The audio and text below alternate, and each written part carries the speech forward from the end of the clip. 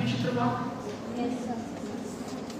Drama ये है कि जब उसका जन्म होता है तो लोग कहते हैं कि ये अपनी माँ से अपने पिता की हत्या करेगा, तो पिता कहते हैं कि पिता जी इसको अभी ही मार, तो किसी को कहता है कि जाके इसको अभी उस संभावना को खत्म कर। लेकिन बच्चा इतना प्यारा है कि वो किसी दूसरे राज्य की सीमा में उसको छोड़ देता है, वहां बड़ा होता है, दूसरे राजा इस राज्य पर हमला करता है और ये यहाँ के राजा को मारता है जो उसका पिता है, और उसकी पत्नी जो दरअसल इसकी माँ है उससे शादी करता है।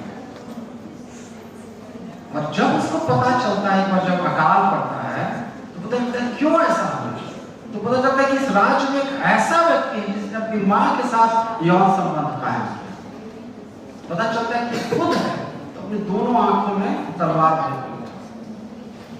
तो ड्रामा में ये सीन बहुत इंपॉर्टेंट माना जाता है, जिसको आप पत्नी समझ रहे हैं तो वो आपकी, जैसे आपको हाथ जाता है पत्नी की तरफ, पत्नी की तरफ जाता है वहां और माँ की तरफ जाता है वहां, फर्क रहेगा। बहुत खराब अभिनेत्री रही है हिंदी फिल्मों की रवीना टंडन, नाम सुना है? तो वो बेटा कहीं माँ बनती है तो माँ जब रहेगी तो उसके बेटे के प्रति वात्सल्य का भाव रहेगा, नजर रहेगा, और एक प्रेमी को जिस निगाह से देखेंगे तो फर्क आएगा ना। तो आज तक उसको ये जो लेंस है, जो दृष्टि है, उसको समझ ही नहीं है। ज्यादातर हिंदी फिल्मों की अभिनेत्री बहुत खराब, वो बिलो स्टैंडर्ड की सब एक्ट्रेस।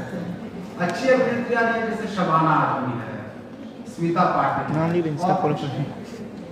तो आपको ड्रामा में ये हाथ बहुत इंपॉर्टेंट है, हाथ माँ को ज्यादा। ये जो नाटक है 3 यूनिटीज का सिद्धांत